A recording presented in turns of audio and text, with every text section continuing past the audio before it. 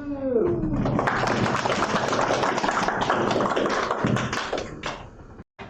do this one. All right, hello, welcome to first presentation. It was supposed to be on the schedule Pixel Art for Beginners, then I changed it to How to Draw Everything. It's going to be maybe more useful. I'm Matej. You can find me on the internet at Retronator. And yeah, the motivation for this talk is a little bit of there's all these kind of tutorials on how to draw things. I'm going to be giving mostly pixel art examples, but this really applies to everything. There's been these how to draw books in childhood that you've done, and you have a lot of examples for trophies and trees and all the things in nature. And some of them are worse, some of them are better. If you've been in pixel art scene, you might have seen some of these kinds from Saint 11. They're very useful, a lot of informative, but then on the other hand, you have, here's how to draw fruit, here's how to draw orange, and then what if I want to draw a plum and I don't find a tutorial for that thing specifically, and then you're fucked. So yeah, that's why I made how to draw everything. So we'll cover all of the things today. Basically, the way we will achieve this, anything you want to draw, you have to ask yourself kind of these 4 questions. The fourth one is optional. That only applies. We'll see why. But yeah, so it's 1, 2, 3. Very easy. So yeah, first of all, you need to know what you want to draw, and if you don't know that yet, then, well, you have a couple of ideas, like you can do random idea generators, you can create a study plan for yourself if you know what the goal is, and this is very in deep, we're not going to go into this. You can come to a game jam where they're going to give you a theme, and then, oh, it's robots, okay, now I have to draw robots. So now that you have an idea of what you want to draw, do you really know what you want to draw? So like, do you know very specifically, or is it, oh, I just want to draw a landscape? Well, no, here I want to ask you to specifically know, oh, I want a tree, I want this specific tree, I want a canyon, like the Grand Canyon, you know, that kind of landscape. Go into all of the details. And why is this important? Because if you don't know, so yeah, you have to break things down all to the smallest things. We'll go to the next slide. So when you do, yes, and you will now have a list of things to draw, and the important thing is, like I said, oh yeah, one more slide. If you need more inspiration for yeah, what kind of things you want to pick for yourself, first of all, yeah, just be inspired by movies, games, anything you do in life, you can go play. This should not be a problem for anyone. You can also go beyond the screen. There's a whole world outside. What? See, very good for, and you know, in combination with traveling, you can go to art galleries, you can see the world, get inspired. And then while you're doing that, yeah, it's sometimes useful to collect things. If you know Pinterest, you can grab all the shit you find across, and artists will often then create mood boards from themselves. Just when they work on a specific project, you just kind of get in the mind flow, they get all of this collected stuff together. So yeah, now that we know what we want to draw out of, you know, something like this, we want to really understand how a certain thing looks like. So do you know what all of the things on your list look like? If you don't, then you gotta find references. There's another option, you have to design it yourself if it doesn't exist yet. That's the hard mode. And then once you know exactly how it looks like, because you've seen it on the image or hold it in your hand, something like that. And then we, yes, so now we have all this information exactly how a certain thing looks like. We know the 3D shape that it has and what kind of thing it's built on, so materials, all of those kind of properties. So just on the topic of references, yeah, references are super important and everyone uses them. Here's an example from Indiana Jones and the Fate of Atlantis. They literally just went there, took a photograph and, you know, painted over it. If you know this location, you know your point-and-click adventures well.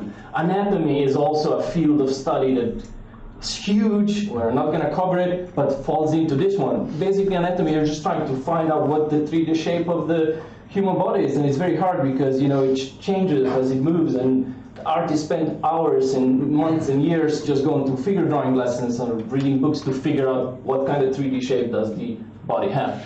Yeah, this is the hard mode concept art. If you don't know how something needs to look like, then you have to invent it, and a lot of people will then draw sketches and come up with stuff and be inspired. I'm just going to mention Fengdu Design School because it's a huge, it's a real school in Singapore, but you can also just watch their YouTube videos and learn pretty much everything on how they design stuff for like Star Wars, like for movies, that kind of stuff, and 3D, AAA industry mostly. Okay, so first, we've done the first one. I have no idea, I forgot how to start the timer, so I'm just going to start it now for 10 minutes or something. Let's see. Number 2, so where is the next question? So basically this is going to be 3 things. First one is your camera. If you imagine in 3D world, you're going to look at your scene from somewhere. And one of the things you have to decide is what kind of projection is that camera or viewpoint going to have. First question you have to ask yourself, do you want straight lines? This is a little bit of a weird question, but basically it distinguishes from or the linear perspective on the left, where all of the things that are straight in the real world are also going to be straight on the image that you draw. And then on the right side is curvilinear perspective, which is kind of like more fisheye, those kind of things, where a 3D, like a line there, it's supposed to be straight, but on the image it's curved. So a little bit of weird question, but that's at the top where it breaks things down. And then if you want to go the easy way with straight lines, then are the things that you're going to draw go smaller as they're farther away from the viewpoint? If the answer is no, on the left, we have all of the parallel perspectives. These are useful because whenever, for example, that swordsman is going to move around the screen, he's always going to be the same size. It's also very useful in games. A lot of old games have this because, no matter where he stands in the 3D world, he's always going to be the same sprite. Whereas in the right example, because of perspective, as it goes further away, the sprites get smaller, so they would need to use scaling. Nowadays, this is not a problem, but just for interest. So let's go to the easy mode first. We don't want to care about perspective. Now we can ask, do we care about still the, we're doing this kind of drawing in 2D, but do we still want to convey 3D information, all the X, Y, and Z axis? And on the left we have examples where we don't care that much about it. It's kind of very flat, but on the right we actually want to have like the height also, or the depth more, so we have basically side view, top-down view are the without very prominent. I mean, you can still see things like with shadows, and that spaceship has a shadow, so you know that it's higher up, but it's way easier to draw those. And then there's isometric and kind of 3/4 top-down view. So these are on this side.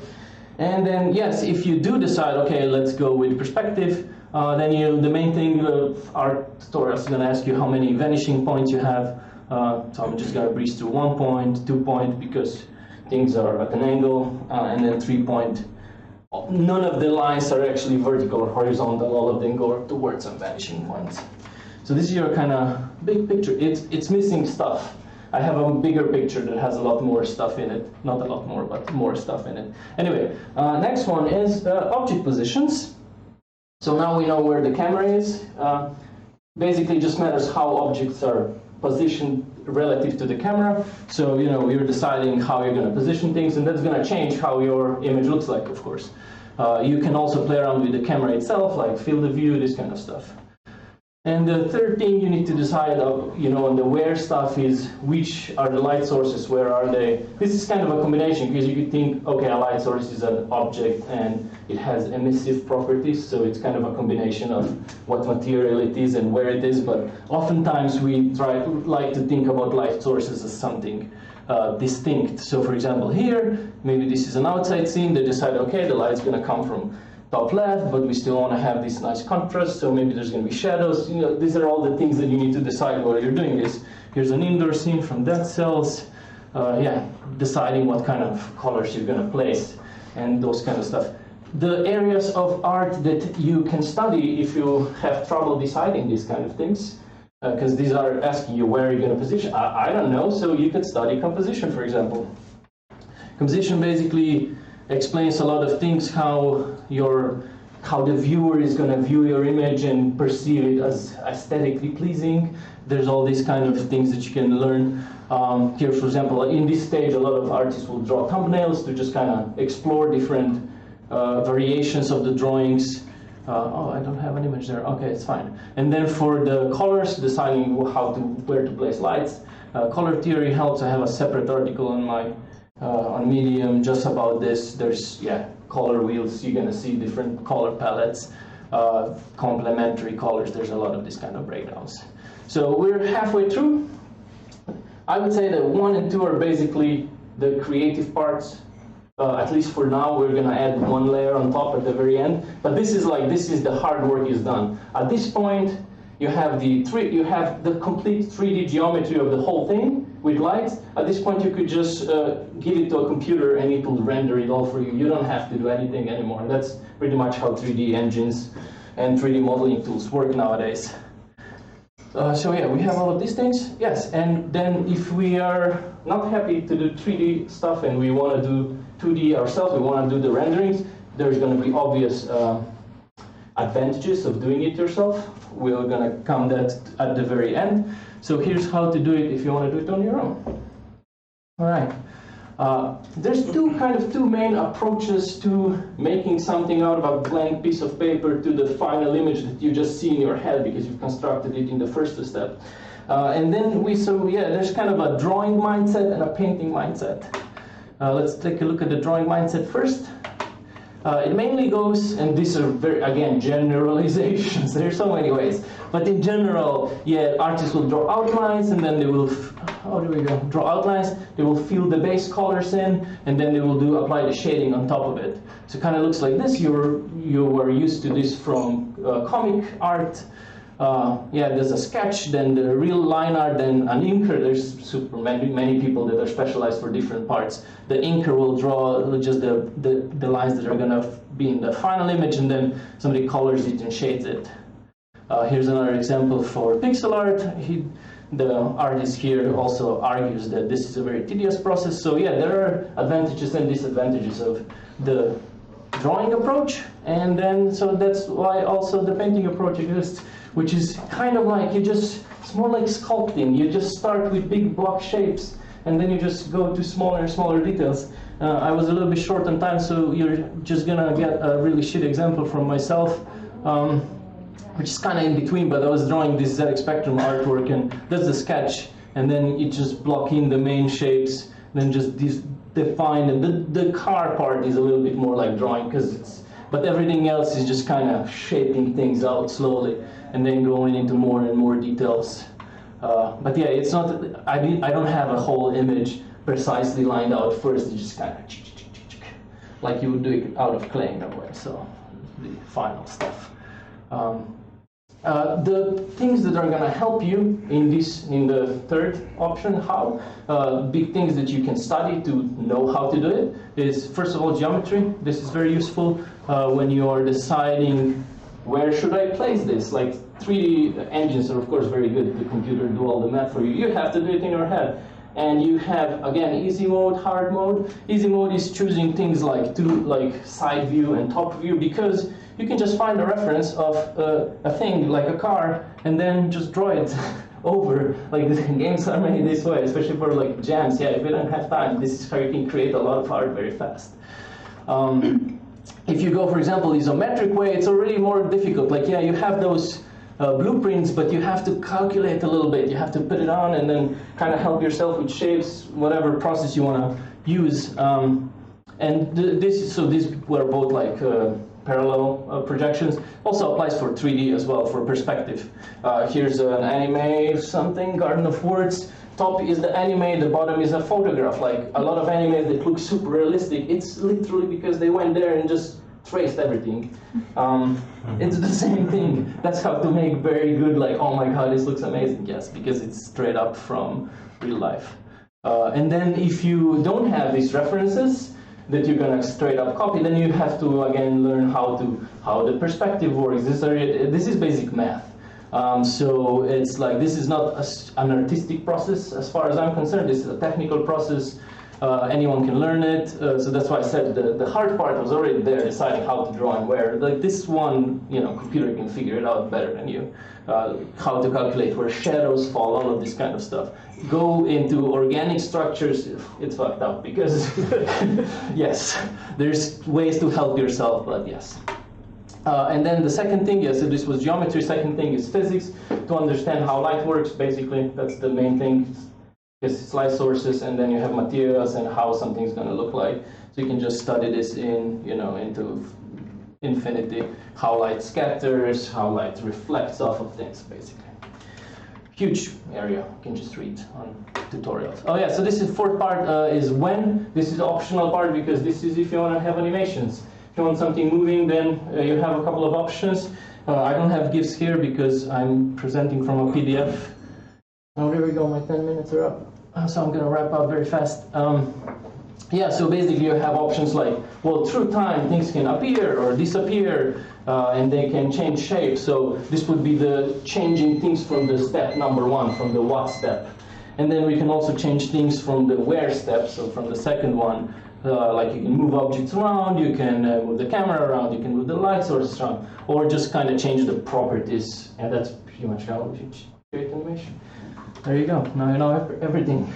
So this, this is all, if you followed all of these steps, you've created a super realistic 3D image, like on 2D piece of paper. So at this point, a lot of artistic stuff was in the first part, but there's a whole nother layer of where the art part comes in, which is what I call stylization, and we can apply it to all of these 4 levels again. These are the things we've collected through this our process, and basically we can, on every piece of these, we can apply our own styles. So for example, just choosing what kind of things you draw can be sort of a style. Like you can say, oh, this artist has a style. Somebody draws just, I don't know, sci-fi spaceships. It's kind of their style. Like here's an example of a pixel artist. Love great stuff, skies and like those electricity lamps. That's especially a popular thing in pixel art. A lot of people draw that. But it's nice, it's cohesive. If you look at my Instagram, it's horrible. I just draw everything. So that's why I like this as a sort of a style. And then, of course, you can do the same 3D shapes. Not everything needs to exist how it looks like in the real world. You can change proportions of things. That's not how a real person looks like in the real life, but this artist chose to depict it that way. Proportions of the doors and windows. That's you're playing with this kind of stuff. Some more examples like shapes that don't exist in the real world. Distortions. That's Darth Vader. We all know that's Darth Vader, but he does not look like that in real life. So anyway, you get the point. The projection itself can be, of the camera can be played around with. These are the things that I said I didn't cover in that diagram. There was a lot of weird projections. That's like cabinet or whatever, this kind of like top-down military. They have all their own names, and you can stand out a little bit if you go that way. If you go too far, then you have what I call Frankenstein perspectives, because it just combines a top-down view and a one-point perspective. Games did this a lot in the past because of limitations. Or this one also, it's like this is a stylized curvilinear. It's not curvilinear because they wanted to simulate fisheye, it's because the artist stylized everything to be very funky. I don't know. The light sources, yes, you can play around with those, just create sunlight, moonlight that creates light shafts and shit. Like you can exaggerate all of this kind of stuff.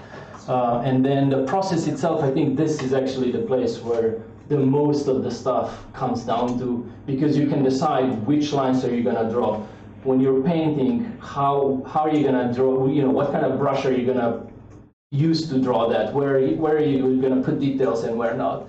So, this is kind of examples of like you can create different patterns, even pixel art. Are you going to use dithering? This is where all of these kind of techniques come to part, because you can draw one thing in many different ways. And when you're looking at tutorials, you find one way how that artist draws it. If you want to come up with your own style, you have to experiment. You learn from others, but then at one point you have to experiment. So there's a German artist who just kind of started low-res pixel art painting, but it's not really pixel art where you pay attention to every detail. He just painted, kind of created this kind of style with, that I personally love. And then last slide is animation, and there's nothing because I don't have GIFs, but basically, yes, you can manipulate timings between things, all of the stuff like things deform more than they would in real life and that kind of stuff. Okay, I'm done. you.